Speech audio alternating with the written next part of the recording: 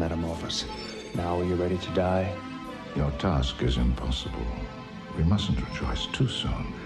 These old cells of mine will be replaced by fresh ones.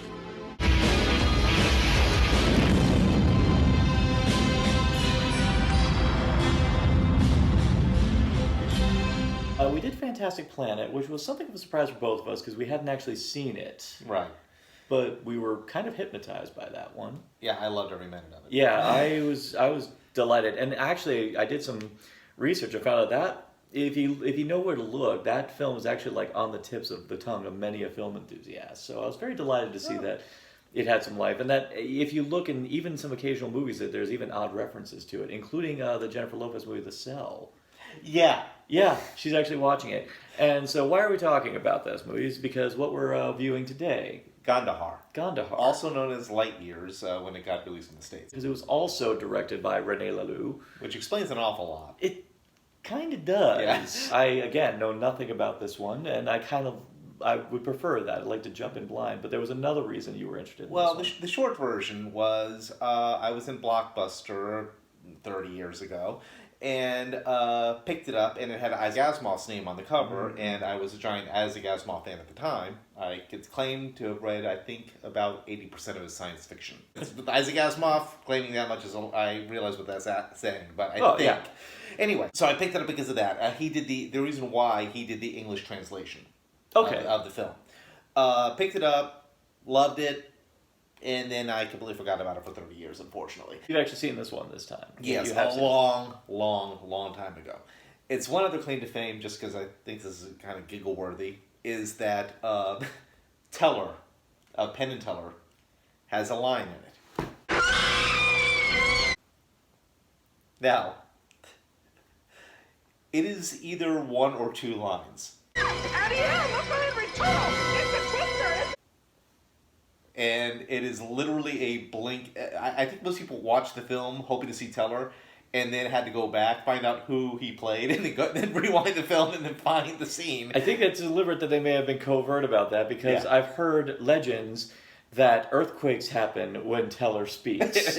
Quite possible. That the natural order is thrown into upheaval when Teller speaks. Even The Daily Show, when Jon Stewart told him to say something, they bleeped him out for fear of some sort of paranormal reprisals of what would happen if Teller ever spoke. Well, he talks and Penn and Teller get killed. I think. I think that title pretty much is the result. Oh, you've never seen Penn and Teller get killed? No, I never did. Yeah. That's a conversation for another day. That's a conversation. You made mention of it when we talk about Fantastic Planet, so it was always on the back of my brain. And funny enough, when we did the Fantastic Planet episode, people said, "Have you seen Gandahar?" Yeah, so it's like, okay, I guess that's a sign we have to talk about. We have to do Gandahar. Now, I went ahead. I decided, okay, well, let me go buy the DVD, and that isn't happening. Apparently, the only way I was able to find it is on YouTube. On the bright side, it's on YouTube. So if you ever want to watch it...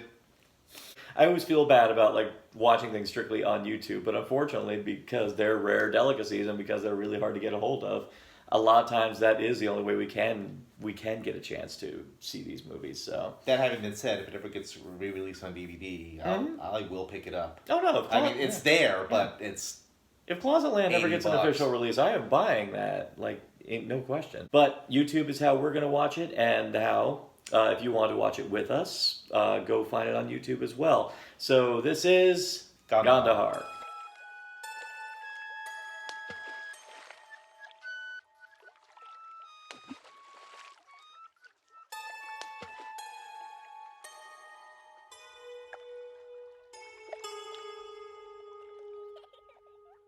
So...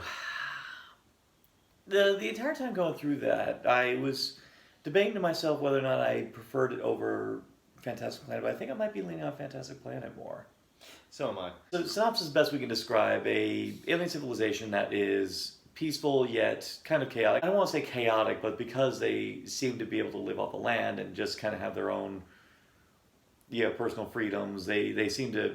I guess you could say, through the perspective of Another Eyes, they were chaotic, and now they come under fire from a legion of metal men that pretty much live to be uniformed, that seem to be working on the whims of this giant consciousness that seems to be kind of at war with itself. Right. Doesn't really know exactly what it wants, but knows that what it's doing is hurting this planet. He commissions this one soldier to go on this pretty long trek to try and ultimately kill him and ultimately stop this from happening before it even starts. This is completely apropos of nothing because it just occurred to me. Have you ever read an author named Michael Moorcock?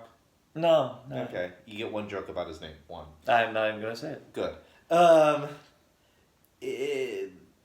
Michael Moorcock, when he wrote a lot of his fantasy, he did the whole dichotomy between law and chaos as opposed to good and evil. Mm-hmm. And I didn't realize it until I watched it the second time, until just now, that this is very much law versus chaos. Yeah.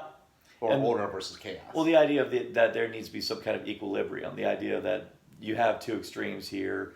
You have one that is, peaceful. They're happy, but unfortunately they are disorganized, and they also have no real moral scruples. I mean, because as we discover that this civilization did experiment on people and turn them into mutations and deformities and just pretty much throw them by the wayside. And because of this lack of discipline when it came to scientific exploration, it ended up being the catalyst for their potential destruction as a result of it. So there is something to be said about the idea of discipline versus a lack of moral inhibition. I suppose this is one of those ones I'm going to have to let stew in my brain a bit longer. I suppose mainly it's because I guess my conclusions of Fantastic Planet came a lot faster. I think that's probably why in my brain I was thinking I like that one a little bit more. But I think the more I'm letting Gandahar stew in my head, I think I'm enjoying it a bit more. I think the other thing about it for me was, and I admit, I guess because in the end for me Doctor Who is my mother fandom, a lot of the ideas laid down in here I've seen done in Doctor Who. Matter of fact, even the idea of the peaceful civilization, pretty much susceptible to invasion, was even done back in the days of the Second Doctor era in an episode called The Dominators. To Gandahar's credit, they do a lot better than that episode. It's not a particularly great episode, but nevertheless, a lot of the ideas. Heck, even the Metal Men. Immediately, of course, my brain went to the Cybermen. Okay. In Doctor Who, and of course, Star Trek fans, of course, would lean towards the Borg. So I guess there's that been there, done that attitude, which I had to kind of work my way through, and then I was thinking, okay, forget the fact that this territory has been tread before. Let's focus on the way this one goes towards those ideas. And I suppose once my brain just decided to focus on the ideas that it was laying down here, I think that's where now, as I'm stewing on it, I'm liking it a bit more and more. You're actually kind of seeing kind of a gradual progression of. I kind of like how we do this in the format that we do it in, because you're kind of seeing me come to this conclusion through discussion and analysis. One thing I've always said. If I love something immediately, I sometimes don't trust it. Mm-hmm. Because I found that the slow burn, the stuff I don't like immediately, that the more I think about it, the more I realize it was actually really, really good, sometimes works for me. Yeah, actually, and for all of you at home, you've probably gone through this yourself too, where you've hated something, but then you think of it a little bit further. We can't dismiss a movie upon first viewing. We actually have to let it stew for a bit. Yeah, particularly a movie like this. Especially because it's really convoluted, and one of the problems John had with trying to describe the plot was that, well, the plot's really hard to describe. You kind of have to watch it to understand it. Which, to the credit of the director, Rene Leloux, that's a good thing. I would rather have something that I can't grasp in the full go. I mean, some of my favorite movies now were movies that I didn't get to the fullest extent when I first saw it. Legendarily for myself, I did not like 12 Monkeys on first view until I watched it again way down the line, and I was like, this movie's brilliant. And I think Gandahar, to that level, on the level of ideas, that's where I'm going to say it's just as good as Fantastic Planet. The one aspect I will say where Fantastic Planet has in spades over Gandahar, animation. Yes. Well, it kind of felt a lot like a lot of the animation that was popping up, like Fire and Ice, like even Rock and Roll. It felt a lot like that same ilk. I think a lot of it is just because we know that Fantastic Planet was done strictly with cutout animation. And I feel like you get the vibe that more effort was put into that one. You feel like, and even then, because cell animation around the time Gandahar was made, there were a lot of other people doing similar to what they were doing.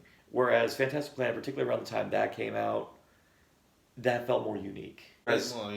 Whereas Gandahar, if it didn't have such a series of great ideas, and interesting designs of the characters, the animation, it would have been unremarkable to me because the animation was... Well, I remember with Gandahar being really impressed with watching people walk. They did a better job with that. I think they spent a lot of time trying to make that work. Yeah, I see where you're coming from there, particularly with the mutations. Yeah.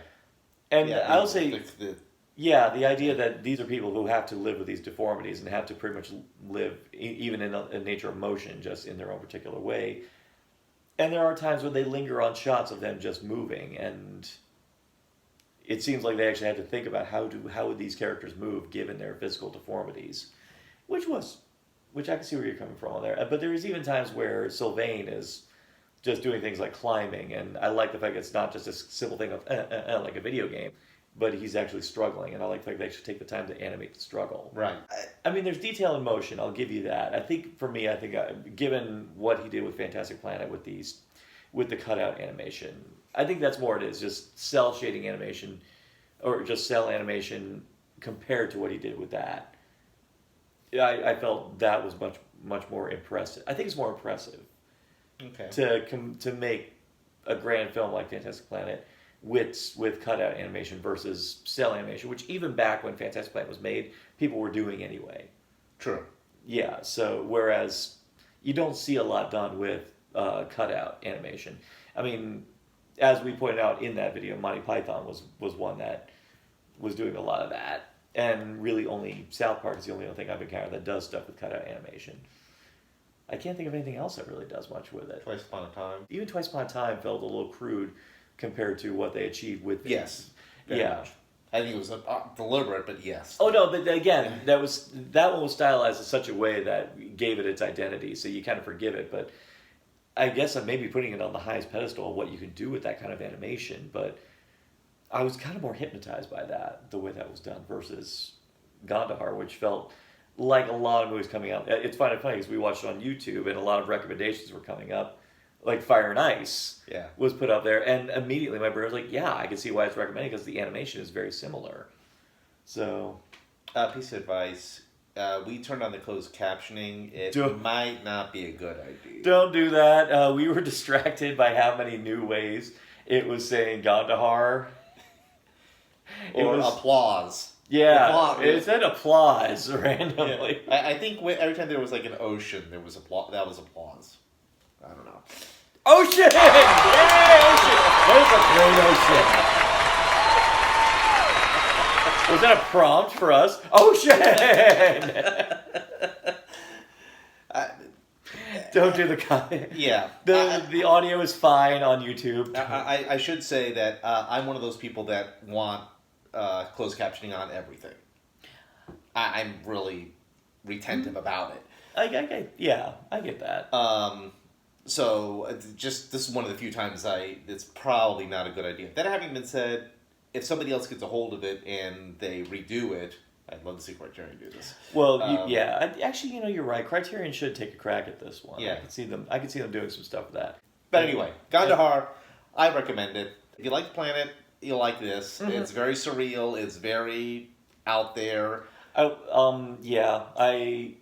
I would definitely say now, especially seeing two films by Rene Leloux, it is nice to see that he does have a distinctive style, that even in this not as remarkable animation, it was still nice to see that his design, that his way of designing characters and designing worlds still held strong. Yeah. That is definitely to his credit.